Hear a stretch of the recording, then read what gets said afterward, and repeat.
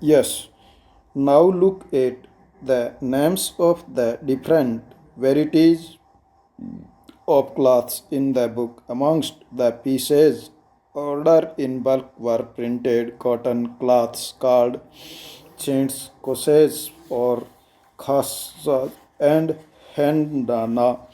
Do you know where the English term chintz come from? It is derived from the Hindi word chint, a cloth with small and colorful flowery designs.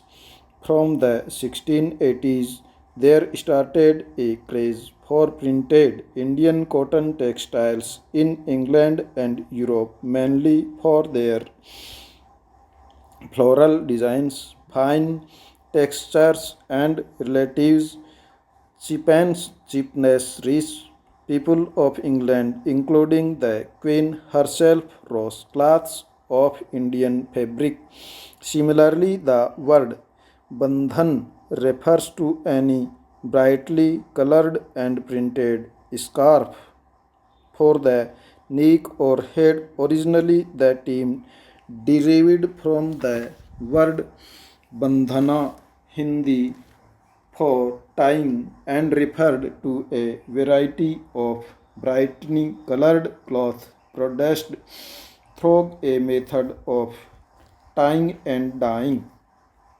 Next, there were other cloths in the order book that were noted by their place of origin: Kashmir and Patna, Calcutta, Orissa, Sarpur, Singapore. Next, the widespread use of such words shows how popular Indian textiles had become in different part of the world. Next, notice the line that runs through the middle. Do you know why in this odhni two tie and dye silk pieces are seamed together with gold thread?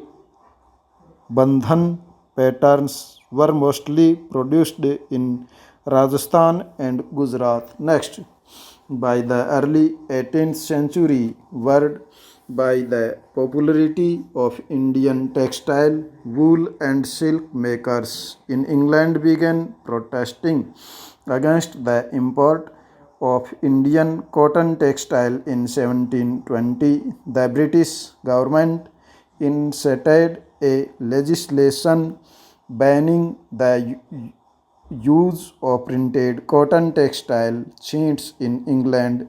Interestingly, this act was known as the Calico Act. Next, at this time, textile industries had just begun to develop in England, unable to compete with Indian textiles. English producers wanted a secure market within the country by preventing the entry of Indian textiles. The first to grow under government protections was the calico printing industries. Indian designs were now imitated, the printed in England on white muslin or plain unblemished Indian cloth. Next, competition with Indian textile all lead to a surge of technological innovations in England in 1764. The spinning jenny was invented by John Kay, which increased the productivity of the traditional spindles. The innovations of the steam engines by Richard in 1786 revolutionized cotton textile. Wing cloth could not now be woven in immense quantities and cheaply too. Next, however, Indian textile continues to dominate world trade till the end of the 18th century. European trading companies, the Dutch, the French, and the English, made enormous profits out of this flourishing trade.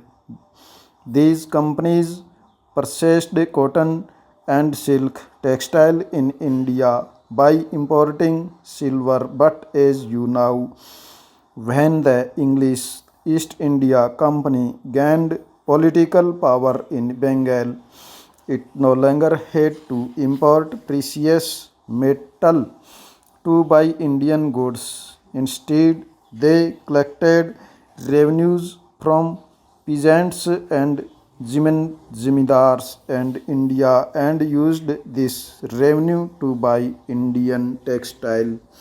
Next, spinning jenny, a mechanic by which a single worker could operate several spindles onto which thread was spun. When the wheel was turned, all the spindles rotated. Next, activities. Why do you think that act was called up Khaliko Act? What does the name tell us about the kind of textile the act wanted to ban? Next, a sea view of the Dutch settlement in Cochin 17th century.